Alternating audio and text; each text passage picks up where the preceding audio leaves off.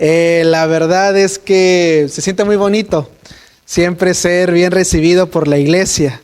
En todos lugares a donde vamos tratamos de llevar el mensaje de Dios y esperemos también, hermanos, que pues en el granito de arena que dejemos pueda ser también de bendición para ustedes. Vamos a estudiar el día de hoy nuevamente, como ya seguramente ya me distinguirán que cuando llego es que vamos a hablar acerca de la historia de nuestra iglesia, ¿verdad? Vamos a inclinar el rostro y vamos a hacer una oración para que Dios nos permita concentrarnos. Nuestro Dios y nuestro Padre, muchísimas gracias por traernos hasta este lugar. Te agradecemos, Señor, por tus bendiciones. Asimismo, te agradecemos porque nos has permitido disfrutar de un sábado en donde hemos estado en compañía contigo. A continuación, Señor, revisaremos y analizaremos parte de la historia de tu iglesia, sobre todo los fundadores de ella. Especialmente al ver la historia de la señora Elena de White, tu sierva, ayúdanos y convence en nuestros corazones que tú te preocupas por tu iglesia y has dejado profeta en nuestros tiempos. En el amor de Cristo Jesús, amén. Bien, hermanos, pues el día de hoy, como ya estuve mencionando, vamos a hablar acerca de la historia de la profeta del Señor para nuestros tiempos. Ya hemos estudiado algunas historias, hemos estudiado, ¿alguien se acuerda? ¿A quiénes? Al pastor J.N. Andrews. Veo que esa historia les gustó mucho, recibí varios comentarios positivos de ustedes. ¿Qué otra historia ya hemos estudiado? José Bates, muy bien. ¿A quién más? A Miller, muy bien, al hermano Guillermo Miller. Y en esta ocasión, pues, no podía dejar de pasar la oportunidad de ahora hablar de la sierva del Señor. Bien, ¿alguien sabe qué fecha nació Elena White?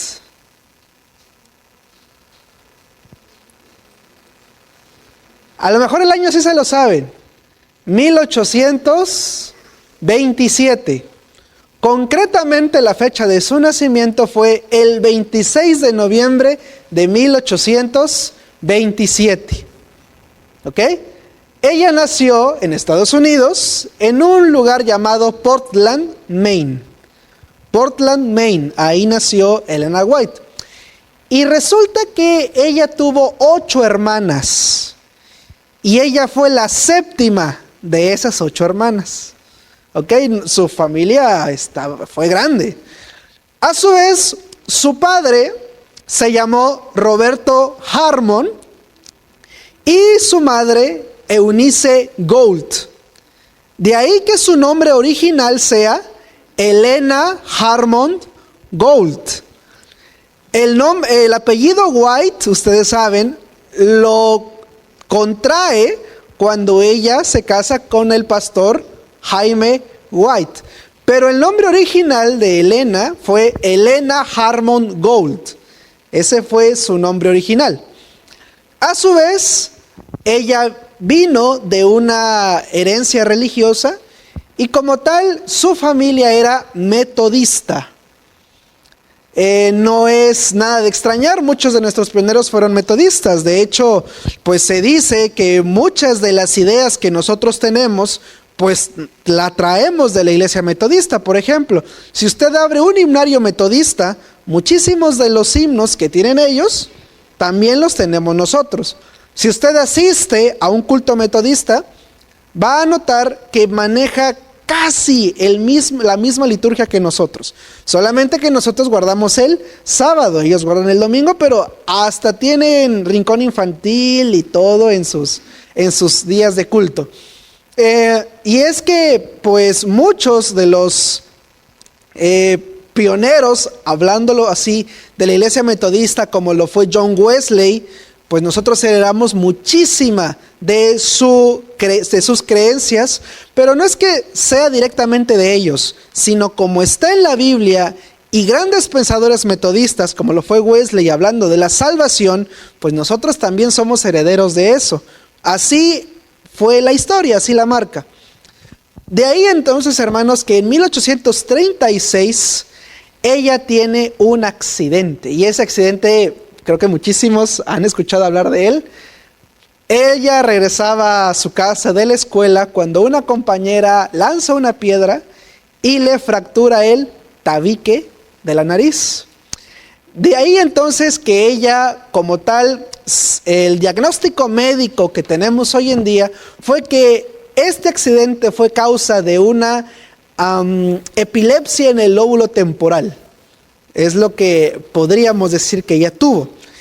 Y de ahí entonces que ella pues ya no continúa con sus estudios.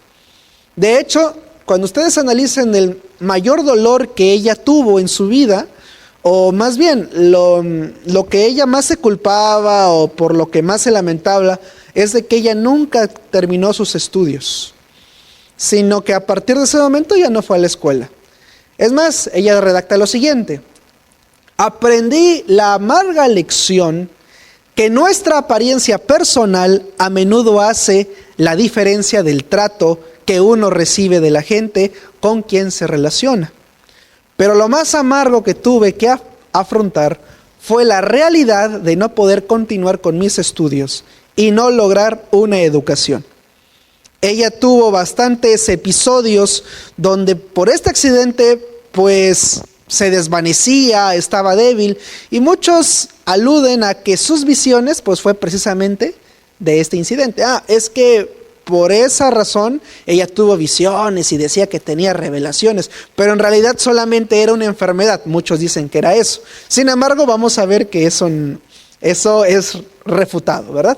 Bueno, resulta que con su familia en 1840 asistió a unas reuniones en Portland, Maine. Adivinen quién estaba predicando en esos años: Guillermo Miller. Y cuando ella y su familia escuchan a Miller, pues se convencen bastante de lo que él estaba predicando. Ella se convierte en una fiel creyente del mensaje de Miller y asimismo era promotora de ello. Luego de que Jesús no viene en 1844, Elena como tal, pues también sufre el gran chasco. De hecho, se dice que a su tierna edad no disminuyó. A pesar de que era menor de edad, no disminuyó su dolor por el gran chasco, por lo sufrido en el gran chasco. Y asimismo, Dios tenía un plan especial para ella, porque el gran chasco fue en el mes de octubre. Pero en el mes de diciembre fue el mes de ese mismo año donde Dios llama a su servicio a Elena de White. Ella estaba con un grupo de 4 hermanas. Estaban en un culto y estaban orando y alabando al Señor, ¿no? Y ella relata lo relata textualmente así: parecía que el cielo estaba muy cerca de nosotros cuando el poder de Dios reposó sobre mí. Y cuando eso pasó, ella quedó inconsciente de las cosas que la rodeaban y recibió revelación de la peregrinación del pueblo adventista hacia la ciudad de Dios. Y a esa primera visión que Elena de White tuvo, la llamó precisamente el sendero angosto o el Cristo del sendero angosto. Y esa fue, hermanos, si ya nosotros la traemos para nuestros días, esa visión se conoce como la visión de la esperanza para el pueblo adventista. Porque en octubre todo el mundo estaba chasqueado, pero en diciembre Dios se aparece y dice: hay esperanza. Y es ahí donde Elena de White es llevada fuera del mundo y trata de buscar al pueblo adventista, pero no lo ve por ningún lado. Luego un ángel le dice: mira un poco más arriba. Y entonces Elena de White mira hacia arriba, o Elena Harmon en aquel momento, mira hacia arriba y ve precisamente al pueblo adventista como Jesús lo va guiando hasta la tierra gloriosa. Esa fue la primera visión que ella recibió de Dios y se considera como la visión de la esperanza para el pueblo adventista. Ya no había más, ya no creían o ya no se creía tanto en la segunda venida del Señor, pero cuando Elena White recibe esa visión, ella ahora se convierte en la mensajera del Señor y a su vez nos da esperanza para nuestros días. Esta iglesia está siendo dirigida por Dios. De esa forma entonces, Dios interrumpe la vida de Elena White de una manera extraordinaria, como lo hizo con los profetas de antaño. Fue un contacto extraordinario y fuera de lo normal, de lo que ocurre con los demás mortales. Eso ustedes lo pueden ver en Mujer de Visión, lo acabo de mencionar. Así que a partir de ese momento, Elena White iba a ser conocida como la mensajera del Señor, o la sierva del Señor, el profeta de Dios para nuestros tiempos. Ahora bien, un asunto digno de anotar es cómo recibía las visiones Elena White. ¿De qué forma las recibía? Ella dice lo siguiente: a veces soy llevada muy lejos y se me muestra lo que sucederá, pero siempre dependo del Espíritu Santo de Dios para recibir las visiones. No puedo recordarlas a menos que Él me lo permita. Y también ella dice: a veces también contemplo sucesos en el futuro, pero como si hubieran ocurrido en el pasado. Es decir, son como imágenes escénicas. Ella ve el futuro, dice ella, como si ya hubiera pasado, porque es como si fuera un recuerdo. Pero yo puedo ver el futuro. Entonces, pero ella siempre dijo: dependo del Señor tanto para relatar y escribir una visión como para tenerla. Me es imposible rememorar que me han sido mostradas, a menos que el Señor las traiga delante de mí en el momento en que desea que las relate o las escriba. Si Dios no quería que ella la relatara todavía o la escribiera, no se acordaba de ella. De hecho, no sé si conocen, Elena de White, voy a decirlo de esta forma, no era el plan A, digámoslo así. ¿Alguien sabe quién fue en realidad o quién fue la primera persona llamada a tener el don de profecía antes de Elena de White? Exactamente, Hassan Foss. Él fue el que Dios le dio el mensaje, el mismo mensaje, pero resulta que Hassan Foss no lo quiso dar. Dijo: no, yo no quiero. Dios trató de convencerlo muchas veces, pero cuando finalmente se decide, ya había rechazado muchas veces el mensaje, dice: les voy a relatar una visión que Dios me dio. Se para en el púlpito a hablar y en ese momento se le olvida todo lo que Dios le había revelado. Y tiempo después, cuando él pudo ver a Elena de White, ahora sí recordó que era la misma visión que él había tenido. Y él dijo: a ella ahora se le da el estandarte. Don que a mí se me había dado, ahora es ella. Y a mí se me fue quitado. Todo porque él no decidió predicar el mensaje que Dios le había dado. Pero bueno, como tal, hermanos, las entonces representaciones escénicas, es decir, ella veía visiones como si estuviera viendo como una película, pues. Y esos sucesos lo que iba a ver en el pasado. Y así a su vez, hermanos, fueron el método más común para que se le presentara temas como, por ejemplo, la gran controversia o el gran conflicto. De hecho, hermanos, hay 3 capítulos iniciales que tienen que ver con la gran controversia. Y estos se llaman la caída de Satanás, la caída del hombre y el plan de salvación. Esos fueron los primeros 3 capítulos iniciales que hablaron acerca de el gran conflicto o la gran controversia. Por su parte, Elena White y Jaime White, que fue su esposo, se conocen en algún momento de 1845, es decir, un año después del Gran Chasco. Y el 30 de agosto de 1846, ellos se casan. El matrimonio White se forma el 30 de agosto de 1846. Y su primer hijo nace en 1847. ¿Alguien se acuerda cómo se llamó su primer hijo? Él se llamó Harry Nichols. ¿Ok? Harry Nichols. Perdón, estoy yo leyendo mal. Henry Nichols. Es Henry Nichols. A él lo apodaban el dulce cantor, porque de los 4 hijos que tuvo Elena White, este fue el mejor portado.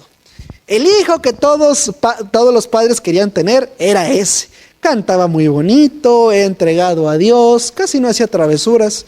Era casi que de los 4, todo el mundo dijo de que ese era el mejor, por así decirlo, que había tenido, ¿no?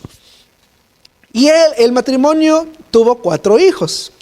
Henry Nichols, Edson o James Edson, William Clarence, y el último hijo que tuvieron fue John Herbert.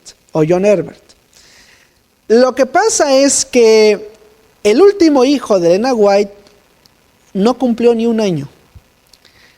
Él murió de bebé. Nació en 1860 y muere en 1860, el mismo año. Y de hecho, pues lamentablemente murió, a su vez que también muere, tiempo después, el primer hijo de Elena de White. Así que a Elena White se le mueren 2 hijos. Henry Nichols, el primero, y el último, que fue John Herbert. Y le dolió tanto la pérdida de su primer hijo, que ella lo relata casi que con lujo de detalle. Porque de los 4 hijos, este era el que más se entregaba a las cosas de Dios. Pero incluso su muerte a nosotros nos da testimonio de la esperanza que tenía esta familia. Miren, nosotros conocemos a Elena White y a Jaime White como pues los grandes pioneros, ¿no? Pero eran personas así como nosotros. Y cuando ustedes ven la intimidad del matrimonio White, se dan cuenta que tenían peleas así como ustedes seguramente. Tenían que afrontar crisis de todo tipo. Y que entonces el testimonio que nos da el primer hijo de la hermana White nos llena a nosotros de esperanza incluso en la hora de su muerte. Él estaba enfermo de hipotermia, llegan los padres y entonces el hijo llama a sus padres. Les dice, vengan, acérquense.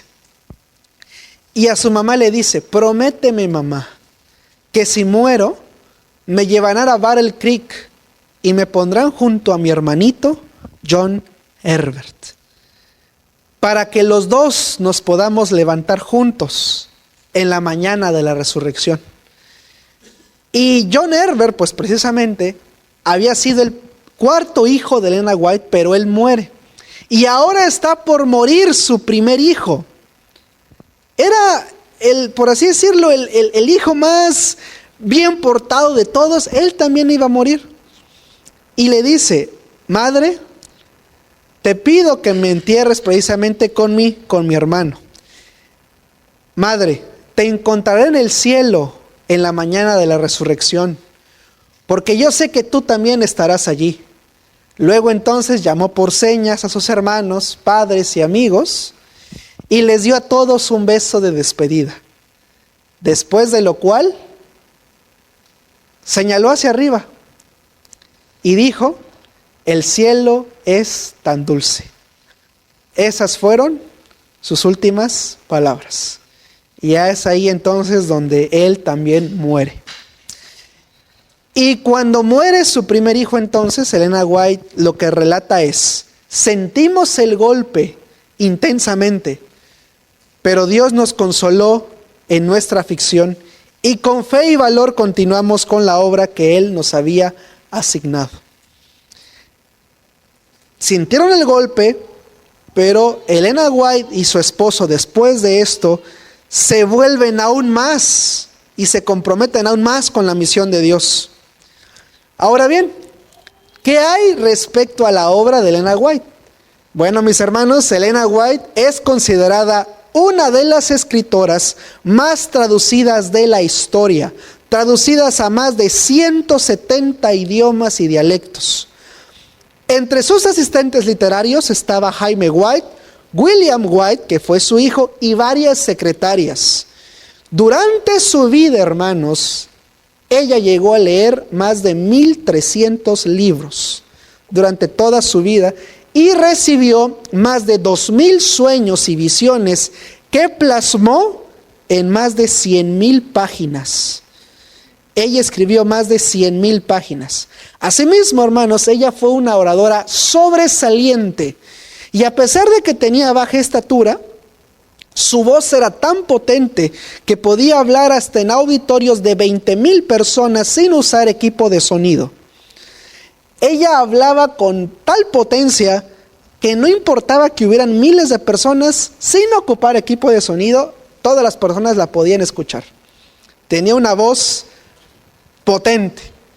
Y asimismo, hermanos, su estilo de predicación y de llevarse con la gente era agradable, persuasivo, tenía un razonamiento sólido y siempre, en todas las ocasiones que ella se presentaba, exaltaba el nombre de Jesús. Ella jamás se llamó a sí misma, yo soy la sierva del Señor, yo soy la profeta del Señor. No. Más bien, los hermanos le decían así, pero ella siempre exaltó el nombre de Jesús. Nunca dijo, es por mí los sueños, estos sueños que yo tuve por mí mismo. No, siempre exaltó el nombre de Dios. Por su parte, hermanos, Elena de White tuvo 5 principales visiones. Tuvo muchas, pero iba desde muy complejas hasta, no sé si ustedes se acuerdan de esa niña que le había robado una redecilla a Elena de White, y Elena de White tuvo la visión de que le habían robado una redecilla para su cabello. O sea, tuvo desde visiones tan sencillas como esa hasta visiones muy complejas. Pero de todas ellas, Elena de White tuvo 5 visiones principales. La primera visión que ella tuvo, y se considera la visión de la esperanza, como ya les dije, la tuvo el 10 de diciembre de 1844. Esa fue su primera visión, y esa fue la visión del Cedro Angosto. Asimismo, ella tiene otra visión importante, la cual se da el 8 de noviembre de 1848. Y esta fue la visión de las publicaciones. Esa fue la famosa visión cuando Elena de White le dice a su esposo, tengo un mensaje para ti. Vas a escribir un periódico. Y aunque al principio será pequeño, raudales de luz habrán de circular el globo con este periódico. Al principio va a ser pequeño, pero vas a recibir donaciones. Y a partir de ese momento entonces, el mundo ha quedado lleno de las publicaciones adventistas. Ese fue el primer periódico. ¿Alguien se acuerda cómo se llamó ese primer periódico?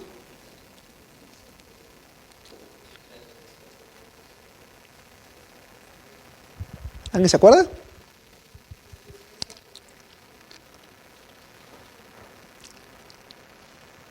Bueno, se los podría decir, pero eso se los voy a dejar de tarea, para que se les quede la cosquillita y ustedes lo investiguen. Pero les doy 2 opciones, una es la verdad presente y el otro es señales de los tiempos. Ustedes escogen con cuál se quieren quedar. Pero búsquenlo. En fin, 14 de marzo de 1858, ella tiene la visión más importante para la teología de la iglesia. Y esa visión se llamó la visión del gran conflicto. Esta visión duró más de 2 horas y se relata que el mismo Satanás intentó destruir su vida en ese momento. Pero los ángeles del Señor la resguardaron. Primero, hermanos, miren, esta visión fue muy larga, por lo cual Elena de White lo escribe no en un libro, sino la escribió varias veces. Primero, ella escribió esta visión en el libro de El gran conflicto entre Cristo y sus ángeles y Satanás y sus ángeles. Si tiene oportunidad, le voy a invitar a que vaya al Centro White. Dígale al pastor o a la secretaria, ¿puedo ingresar a la bóveda que tiene del Centro White? Ingrese y ahí está el libro en inglés. Ese fue el primer libro donde Elena de White relató la visión del gran conflicto. Más tarde, ella relata la visión del gran conflicto en el libro Dones Espirituales y después en el libro de Primeros Escritos. No sé si alguien ya ha leído ese libro, pero están ahí. Sin embargo, al crecer la iglesia y al pasar el tiempo, en muchas visiones sucesivas, el Señor le mostró la historia del gran conflicto a Elena de White con muchísimo más detalle. Y ella entonces la vuelve a escribir entre 1870 y 1874 en 4 tomos titulados El Espíritu de Profecía. Así se llamaron los 4 tomos, es decir, Espíritu de Profecía tomo 1, Espíritu de Profecía tomo 2 y así. Y luego, en el libro precisamente del Espíritu de Profecía, y no sé si alguien ha leído el libro de Historia de la Redención. Este libro tiene el resumen de estos 4 tomos. Se extraen las partes más importantes y los presenta precisamente en el libro de Historia de la Redención.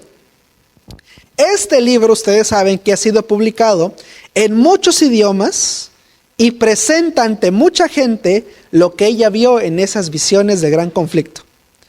Pero más tarde, en los 5 tomos de la serie llamada, como ustedes saben, la serie del conflicto de los siglos, el cual incluye Patriarcas y Profetas, Profetas y Reyes, Hechos de los Apóstoles, El deseo de todas las gentes y El conflicto de los siglos. En esos 5 tomos, mis hermanos, está narrada esta visión que ella tuvo, la cual se llama la visión de la gran controversia. Por eso es que a lo largo de su vida un adventista tiene que leer por lo menos estos 5 libros.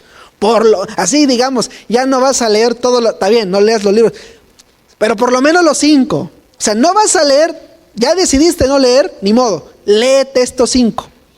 Porque estos 5 son los que tienen la revelación de esta visión.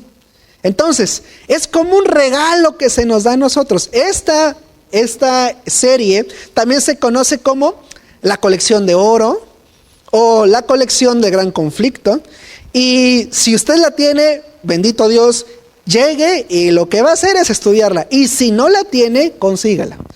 Patriarcas y Profetas, Profetas y Reyes, El deseo de todas las gentes, Hechos de los Apóstoles y El conflicto de los siglos. Elena de White tuvo toda esa visión y la redactó ahí, no en balde, sino para que nosotros la leamos, ¿de acuerdo?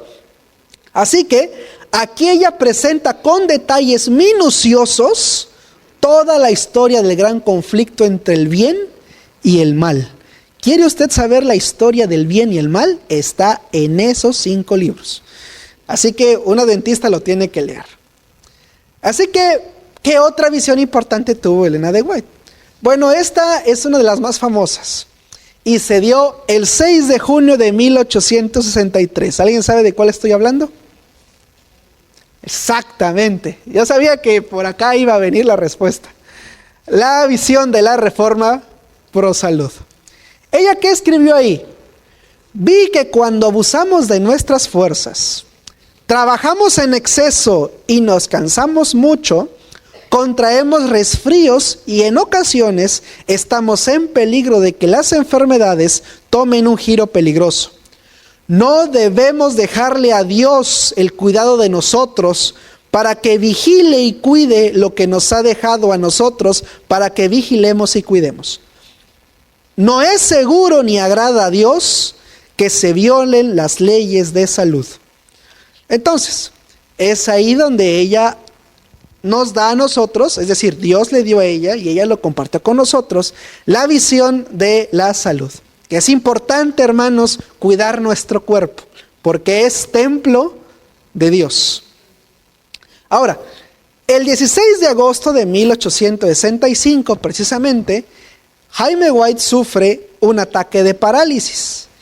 Y es por eso que el 25 de diciembre de ese mismo año, Elena White recibe la instrucción de que es necesario que la Iglesia Adventista tenga sus propias instituciones médicas.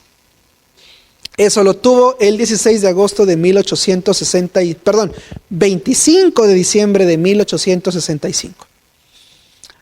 Ahora bien, ¿cuál fue entonces el legado que nos deja Jaime White y Elena de White? Me faltó hablar sobre Jaime White, pero eso lo vamos a dejar para alguna otra ocasión. Aquí solamente estamos hablando de Elena de White. Bien, como tal, Elena de White lo que nos deja son 4 legados principales: la educación, la salud, la organización de la iglesia y las publicaciones. Los 4 pilares de la iglesia son estos: la educación, la salud, la organización y las publicaciones. ¿Por qué? Porque la iglesia adventista evangeliza a través de la educación, evangeliza a través de la salud y a través de las publicaciones. Por eso es de que estos son los 4 pilares de la iglesia, los cuales fueron legados de la hermana White. Luego de la muerte de su esposo, mis hermanos, ustedes saben, el pastor Jaime White muere en 1881. Luego de su muerte, Elena White continuó sirviendo al Señor por otros 34 años. Ella fallece el 16 de julio de 1915 a causa de una caída sufrida el 13 de julio de ese mismo año. Elena White como tal vivió 87 años y durante todo ese tiempo recibió visiones, recibió mensajes del Señor. Y aún en el momento de su muerte, ella lo que nos da es esperanza para nosotros y asimismo da testimonio de que ella creyó en un Dios vivo. Resulta que ella se cae 3 días antes y rápidamente la llevan a la clínica para que fuera atendida, pero la hermana White ya estaba muy cansada. Esa caída pues ya no se iba a recuperar de ella, y entonces pues mandan a llamar a todos, empiezan a orar por ella, pero pues como les digo, la hermana White ya estaba muy cansada.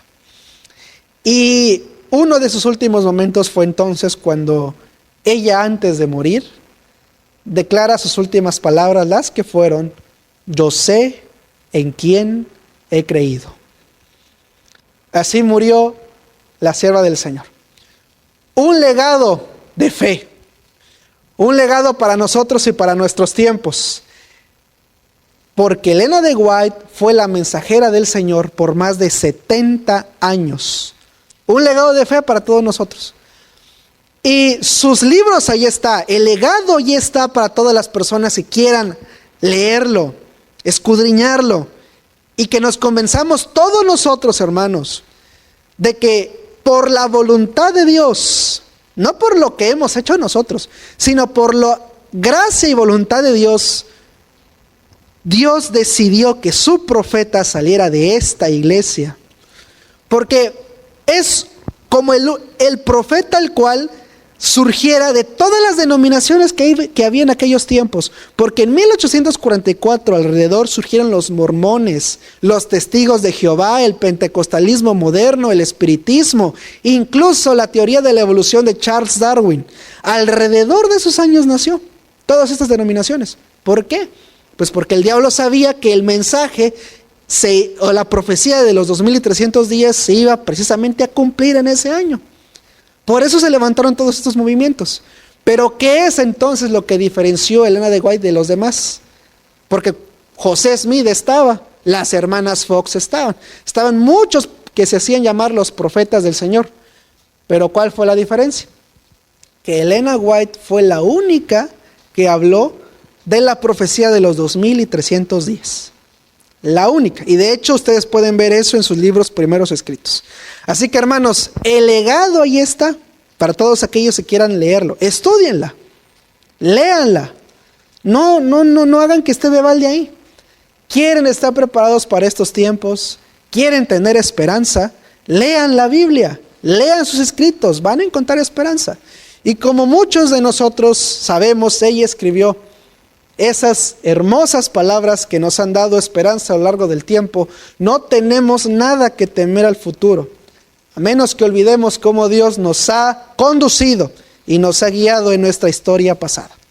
El destino al cual vamos es seguro. Sabemos cómo termina esta historia, pero hay que prepararnos, estudiando a la profeta del Señor para nuestros tiempos. Que Dios les bendiga, hermanos, que tengan una muy feliz tarde.